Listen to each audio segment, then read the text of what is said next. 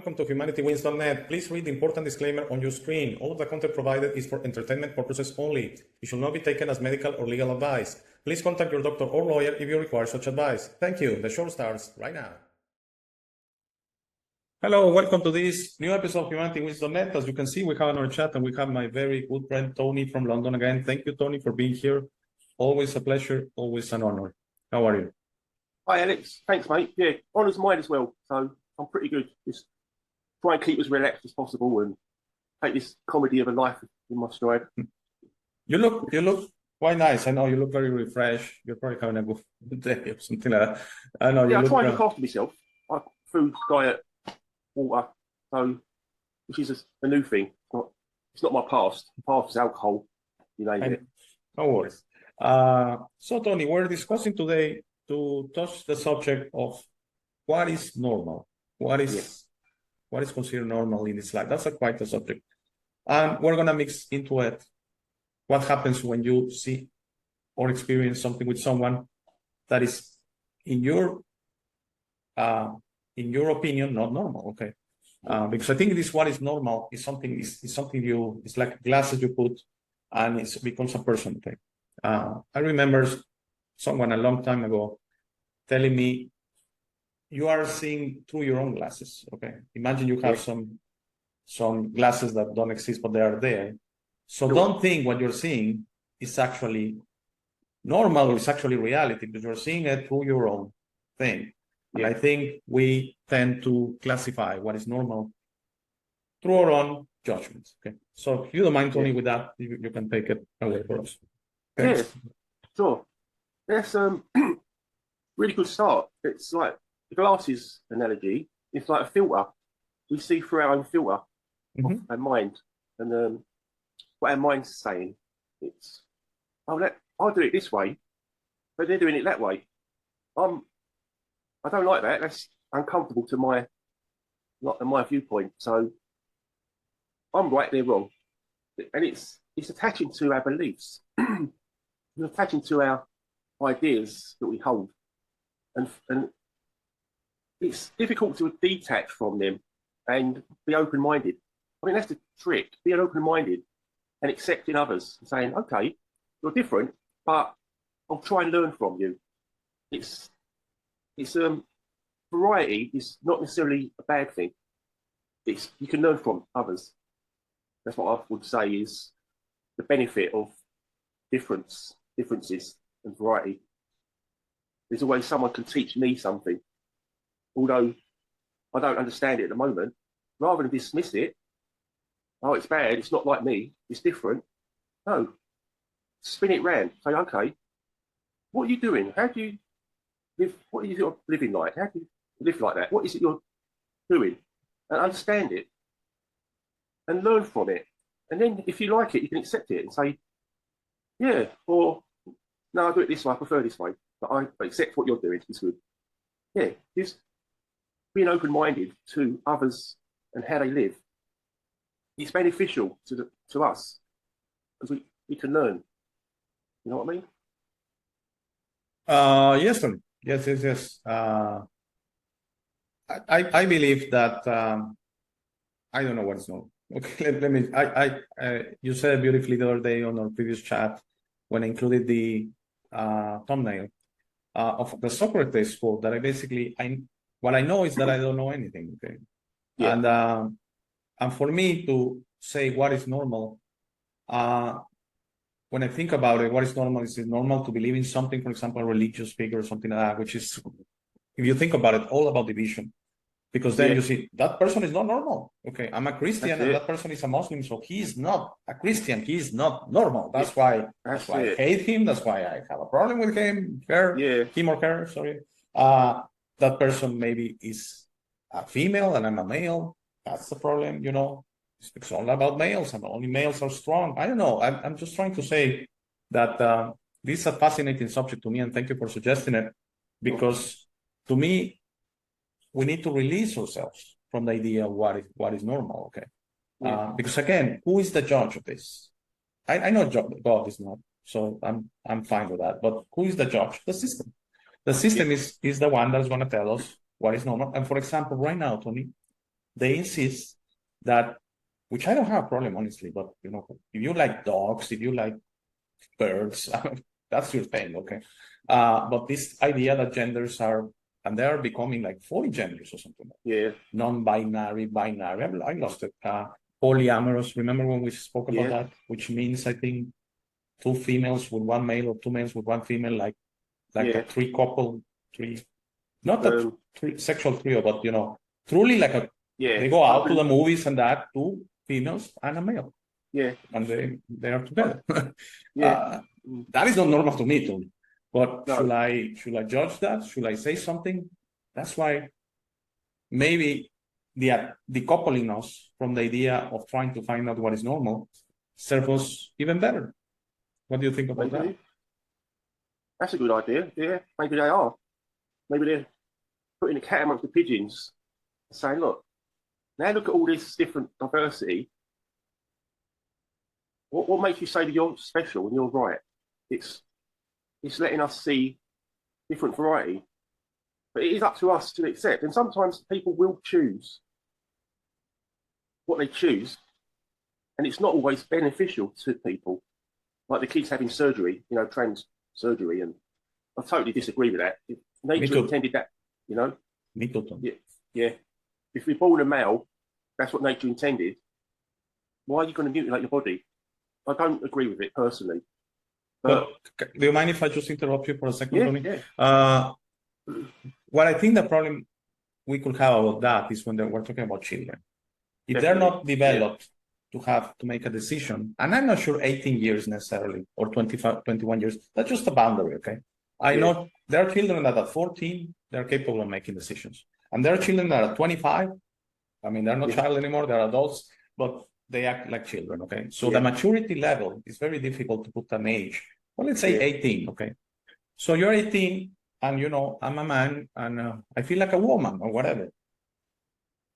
That's the problem, when parents actually, parents or schools, I think, push this gender thing, saying, no, you are 9 years old, how do you feel? I feel like a woman. Maybe not. Maybe you're confused with all this pushing it to you. You don't have the maturity. You don't know what you feel at that age, maybe. And to get along and to kind of be, because right now I think we're getting into gender, Tony. Let's get out of it quite soon, okay? But I think a lot of people that define themselves as lesbians or gay, especially at a young age, who knows if they are more saying, this is cool. I'm a woman and it's cool to like other girls. I'm a girl and it's cool. I'm 15, I'm 13 and it's cool. And then when the real biological feelings come to say, no, I like men, I like boys. Okay. Yeah. But it was cool 2, 3, 4 years ago because it's kind of the thing right now. That's it. Who is pushing that? Let's just leave it at that. Who is pushing that? Okay. Good question. Yeah. Good question. So there was something coming to my mind. I just say this and send it back to you. That we also tend to, for example, when I've been traveling through Europe, and you know, I personally share with you privately, I love Europe. I mean, I had the chance to travel Europe a few times, and I will do it again and again and again because it's beautiful. Every city you can go, it's the kind of heritage and history that Europe has. I don't think that's matched anywhere in the world.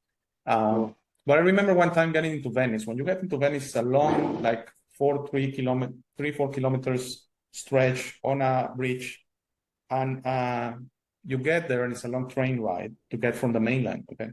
Oh.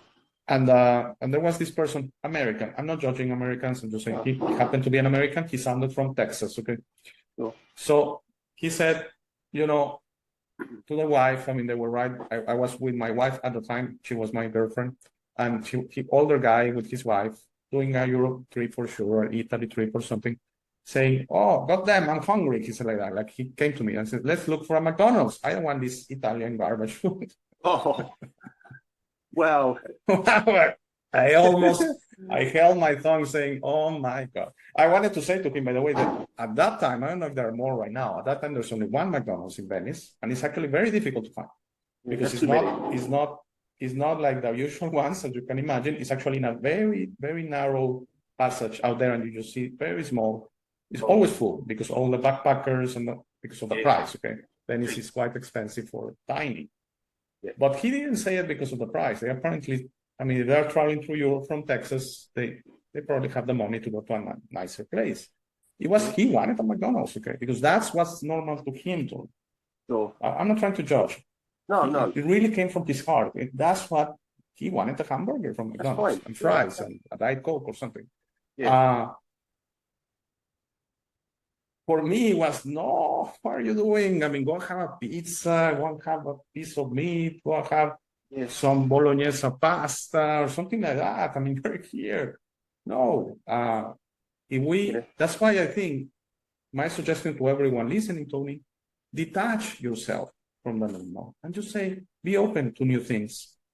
Yeah. And not say, I'm just going to put limits in me. Just remove the limits. Sorry about that, Tony. Go ahead. Oh, that's good. Yeah, really good point.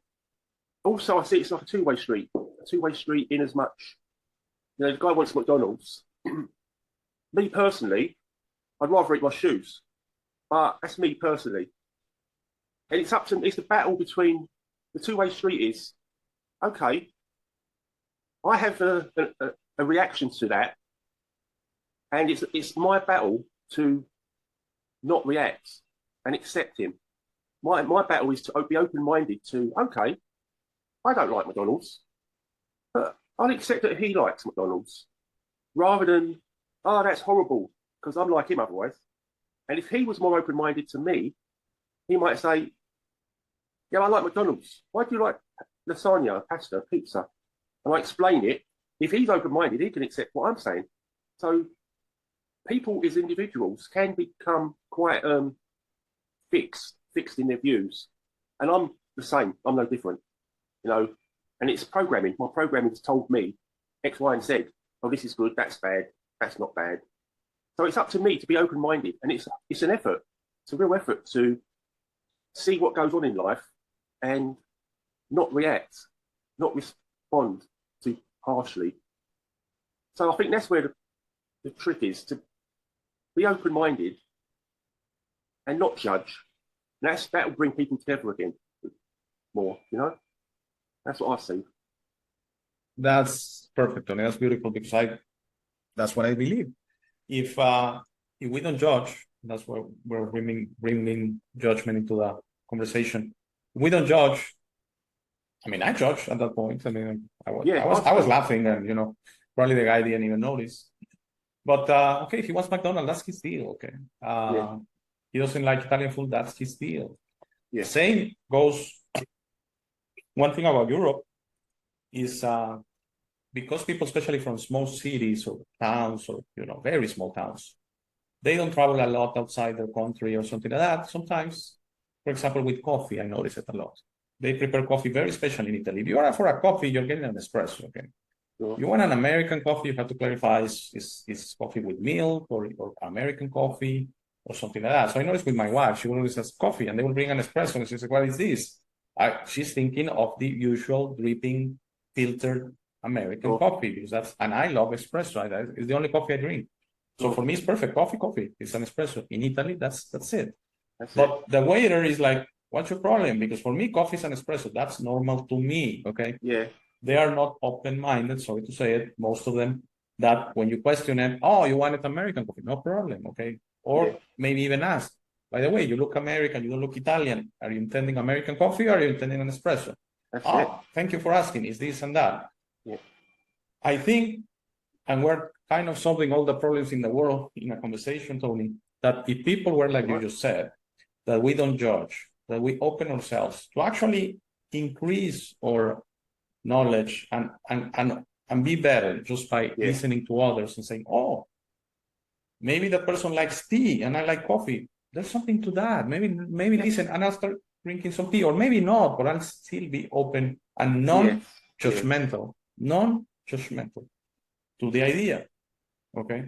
Exactly. And that's the problem of, for example, very quickly going back to genders, that a lot of people have is becoming like an imposition. Okay. This is the new normal for everyone, like it or not. Okay.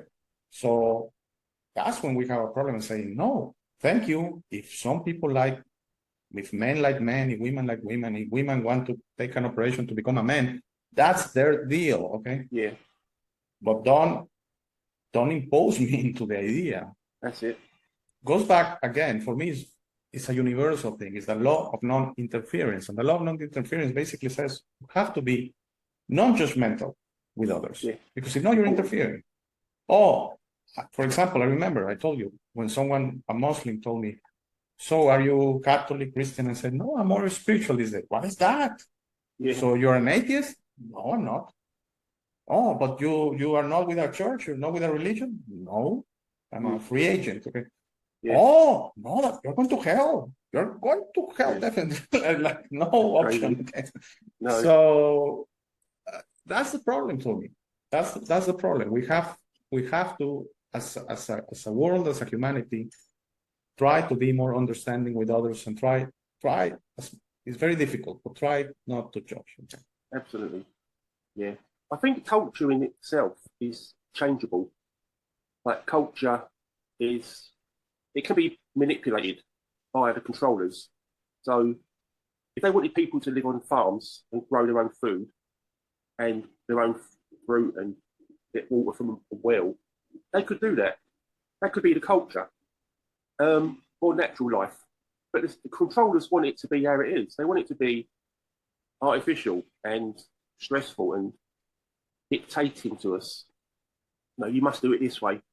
And we get censored if we don't agree with it. And we get, you're bad. You're not a good person if you don't agree with this. And it's culture is changeable. And that's the trick. If you could understand that culture, it was always changing. It's not normal. It's usual. So what you do, if you repeat something over and over, it becomes normal. Or it's usual, not normal. Normal means it's fine, it's natural, or okay, I would say. But usual just means it's a trend. It's common at the moment. It's common. It doesn't mean it's normal. It doesn't mean it's natural or right. So we need to be open to that and say, yeah, this isn't the only way to live. I can see what you're doing, but I don't agree. And I have the right to disagree. So don't censor me. It's not, I have free speech. And that's why I have a problem. We're trying to censor people. But normal and usual, or what's common, can be changed. That's what I see. Sure. Yeah, and you're absolutely right. And you introduce a fascinating subject as well, with what is usual, what is normal. Yeah. And then it becomes kind of a popularity contest also. What is popular? Yeah. So, That's it. for example, if it's popular, I don't know, whatever we can think of, music or whatever changes through generations because that's a popular thing. But if you go against the grain, for example, say I like jazz, right? I like classical music that a small percentage like. What I think the issue is, this goes back to love everyone, hate no one. Okay. So you are into this, you are into that, but to say someone you're wrong. First of all, my suggestion to the one receiving such a comment is, nothing from that. Transmute negative to neutral. Thank you. Thank you. Have a nice day. Yeah, okay? good point. But the one doing it, if you really have something like that to say someone you're wrong, that implies a little bit of arrogance. That implies you know better. That implies, I don't know, some self. So maybe think it. I don't think that's a problem. But, I always tell people, and I recently had the episode on the debt trap, okay? And I shared, I'm in a debt situation. And I shared it with a few people, and I said, my suggestion on the show was, don't judge, okay? Because what I notice is people immediately tell, oh, you shouldn't have done that trip that you did 3 years ago. You shouldn't have bought that car. Yeah. That's not what I'm trying. I'm just venting, okay? I don't want any money. I maybe don't want even understanding. But the worst thing you can tell me is judgment, okay? Like give me what I call giving life lessons. And that takes a lot, maybe, when you're talking about a friend to keep your mouth shut. But there are some times that you just have to listen, okay? That's why some people pay a lot of money to go to psychiatrists. Because if you want to be a good psychiatrist, you listen. That's it. And at the end, you make a few comments here and there, but you listen. You listen. You don't judge. You don't say, you should have done that. You should have done, you're wrong. No, it's like vent. Like talk to the universe, talk to the ether out there. Yeah. And in a way, that's maybe what I do with my show, especially with the solo shows and the ones that are on important subjects, not on aviation, not on IT, no, on the important subjects. Yeah. I vent my feeling out there Yeah. to whoever wants to listen. Okay. And Yeah. the good part, yes, through the comments I could get back some, and emails I could get back something. Yes, I agree, but mostly it's good that I just stop. Express it. Express it, yes. Yeah, that's it. I think, yeah, we need to. It gives us clarity. But sometimes we get into a rut and life's coming at us from all angles and we just in a confusion. We need to vent, express it, just to get it out there. Some people write it on paper, like they'll write their thoughts down, the stream of consciousness, and then read it back. And they go, oh, I see that now, I see that. Because it's a way of getting it out there so they can see it clearer. And I think people that have a fixed idea on life are blocked. They're blocked in their thinking. So they decide, well, this is fixed, this is the right way, this is my way. All you people are wrong. You're all wrong. I'm right. Because they're fixed and they're blocked. So it's good to be open-minded and let your mind empty. You know, vent it or write it, or some people dance, some people sing, some people play sports. It's like expressing yourself. It's energetic expression. And after exercise, like running, I used to do running, like long distance, and 6-7 miles. When I finished running, I felt so much better. Just expressing that energy and having a clear head, running with a clear head. So whatever works for you, if it helps you empty your mind out and be more open-minded, great, that's the key. But like you say, it's the judgment that it's us being fixed on our ideas. It's the judgment is our lack of open-mindedness. So it's for us individuals, personally, to work on ourselves and try to be more inclusive, open, and learn, have a curious mind, learn about others, learn about the world. Don't think we know it all, you know. So that's what I see, mate. Yeah. Just be open-minded and express yourself, but in a respectful way. No, not, oh, you're wrong. That's wrong. I'm right. That's expression, yeah, but it's a divisional expression. It divides. The expression, but positive, uniting, accepting. Oh, I don't understand you. Tell me what you explain it to me. I want to know. I want to learn. Be like that. That's how I look at it. Yes, I totally agree. Expressing yourself is something so important right now. And that's why I think there are a lot of podcasts, and it has become a thing. I know it's not, you're not alone if you're doing a podcast right now, because it has become a thing of many subjects. It doesn't have to be on spirituality or anything like that. There are many sports and self-improvement and building things and stuff like that. But I think this new technology has offered the opportunity to express ourselves, which maybe previously was through books. But that's so hard compared to a podcast. I share with you all my life. I wanted to write a book about anything. And it's very difficult. It's very difficult. It's so easy to do a podcast. It's way easier compared. So whatever way you express yourself, if you paint, if you speak like me, whatever way you can think of, I think it's extremely important that we express ourselves, because I think that's the way we send our little different energy to the universe, to humanity, and I think that's going to be the way of the future. Okay, I share with you how do I see the new world happening.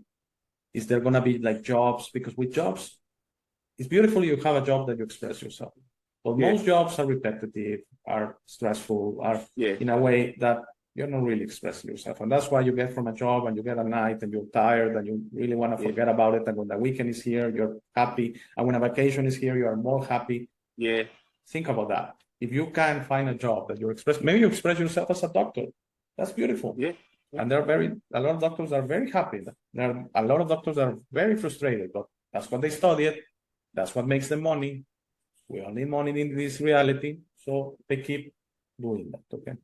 Yeah.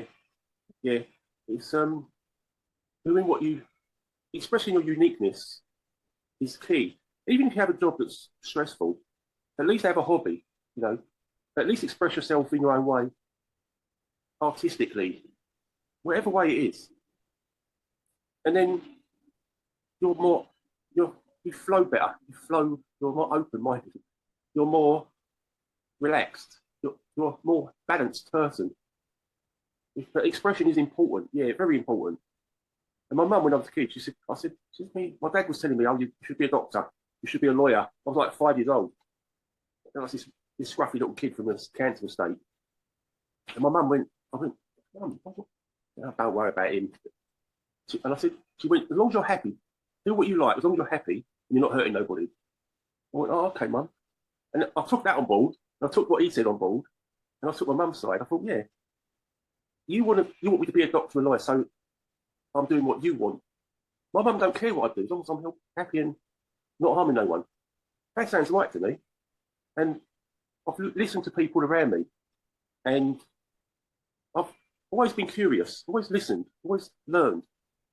I think that's the secret of my happiness. Always wanting to know, what's this life about? What are people about?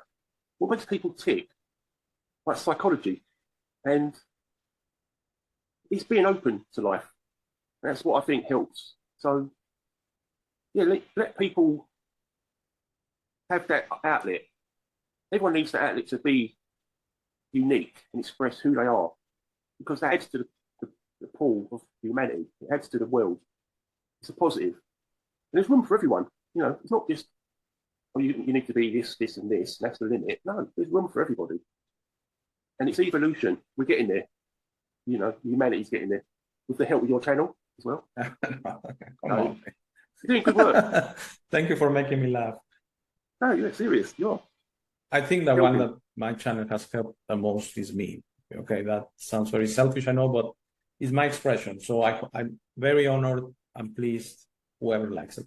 And I remember, I believe I shared with you that when I started, I say one person gets resonation from this, my job is done. What does it mean if you hear about the law interference, if you hear whatever, if you hear that we shouldn't do this and that is something you follow your own path, my job is done, I think. Yeah. But no, you're so right, mate. I mean, I have two boys, 18 and 16, so they're getting in the age, especially the one that is 18, that next year the plan is he's going to go to college, and he's deciding what. He's really undecided. So it's a big decision, mate. And there's a little story I want to share, because we're unfortunately almost running out of time, but of a guy that he was very successful businessman. He was a partner of a person I know. And suddenly 40-something, he was married. That was the unfortunate part. He was married. He got a divorce. He had problems with his wife, apparently. And he moved to the beach, to Cancun. Everyone knows Cancun, I think, even in Europe. Cancun, beautiful beach out there in the Caribbean. And he moved there and he had a little money. He sold his shares of his company. He had a few partners. And he put like rent a boat stuff and, really, stuff like, what is he doing? And everyone was very judgmental. This guy's crazy. This guy's basically, he had a nice business here, nice life, married. But I think something called him to do that. Nice. Yes. And the marriage part, apparently there were some issues, okay? So that it may play the part. But he moved out there and he was without shoes all day in the sand and, getting tan and going to the sea and, pushing the boats and, being in nature. Yeah. He felt that was the way he was going to express himself, okay? Yeah. So with my two children, what I say, especially the older one, is be sure what you pick is something you're going to enjoy. Yes. Because if you do it just for the money or because, for example, lawyer, I could never be a lawyer. I could never be a lawyer. All the problems of the cases and I won it and I lost it and I put someone in jail. For me, it's something that just doesn't make any sense. So for all lawyers out there, I respect you a lot because you have way much thicker skin than me. I could never handle it. It will be like working in a mine for me, like that. That's awful, okay, to be a lawyer. Sorry, is thick skin a good thing? Is having thick skin a good thing, though? Not necessarily. No, I'm saying I couldn't handle it. I will do it for a few months and then quit. And actually, being an employee was hard for me, and that's why I was called to having my own thing, and I've been happy that way. Yeah, with issues, with everything, with my situation, my financial situation not being optimal. Yes, with all that. Still, the way to express myself was through my own business. Okay. Yeah. So some people don't like that. Because that's a lot of responsibility, because yes, you don't have a boss, but you also don't have anyone guiding you. You don't have a structure. You don't have, so it's very difficult. But that suggestion is, whatever you do in this life, I think you have to express yourself. You have to be happy at it. And that's why if you see someone out there in the beach, maybe don't think much of that person. Maybe that person is way happier, way more evolved, way more expressed than someone that is a billionaire. Okay. That sometimes they're depressed, sometimes they commit suicide, sometimes he had all the money in the world. Was he happy? Was he expressing himself?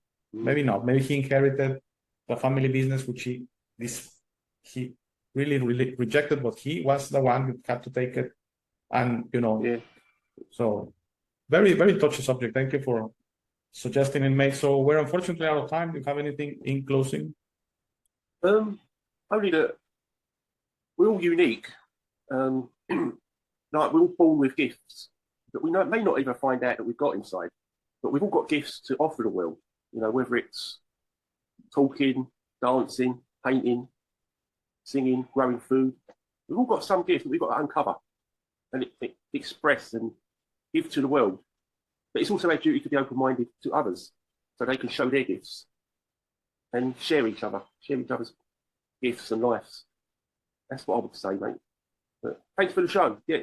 No, thank you, Tony. Thank you. And you don't mind, I want to, as always, invite everyone that feels that they need to express themselves. This platform is yours. This is your show. I share that I will do anything, any subject at all. I prefer spiritual subjects. I love this kind of subjects. But if you want to do a show about anything, I'm up to it, as long as always positive. I'm not, if your thing is hating and that, and everyone is gonna die and all that stuff, I'm past that. I don't see any point at all. And it's not something I want to do, honestly.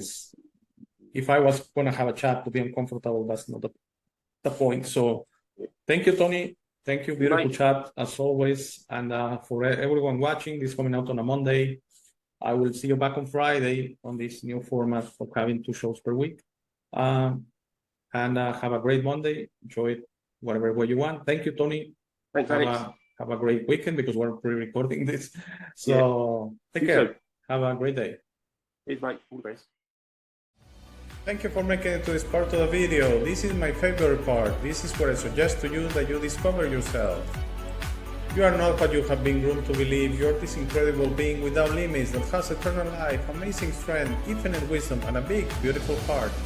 All your limits are always self-imposed. Your best version in this reality is inside you. Your only mission on this life is to become a beacon of love and guidance. This version is ready to be discovered today. How do you discover yourself? The discovery process is a personal one. No one can do it for you. Dedicate 5 minutes a day to talk to yourself and the universe. Request to be connected and ask, who am I? Where do I come from? You will start getting signs, breadcrumbs, and signals. You will notice how your notions about those realities start disappearing. No more hierarchies, no more competition, no more complaining, no more depending on others. Discovering yourself equals to breaking your matrix. Your self-imposed limits will fall, and you will be ready to serve humanity and help break this spell and deception on us. But you must be patient to allow others to wake up at their time through their own free will. That will be really soon, you will see, and that will start a new world. As you work towards your best version, you will notice how all emotions don't serve you anymore. Hate, fear, rage, pride, loss, envy, violence, justice, true violence, judgment of others, and other emotions will disappear from your mind and heart. You will understand those emotions serve only the evildoers and are not you. Please try to be understanding of others that don't think or feel like you. Everyone has a process. No one is right or wrong. We're all just different. Don't be concerned about being right, ever. Don't allow pride preventing you from patching things up with family and friends. It is very important you enjoy this life with your loved ones. Put in the work to patch things up and leave it to others to decide. Please relax and enjoy life. When everyone breaks their own matrix, humanity through our community consciousness will break the final spell. the new world will start and everything will gradually fall. Governments, hierarchies, and the medical and financial system will go from scarcity to abundance for all. Thank you very much for watching. Please share this episode. If you have any comments or suggestions, please use the comment section below. For private questions, conversations, and if you would like to appear on the show, please email me at hey@humanitywins.net. Thank you again. Please don't forget to visit our website www.humanitywins.net. By giving me your time, you honor me. Have a very, very, very nice day.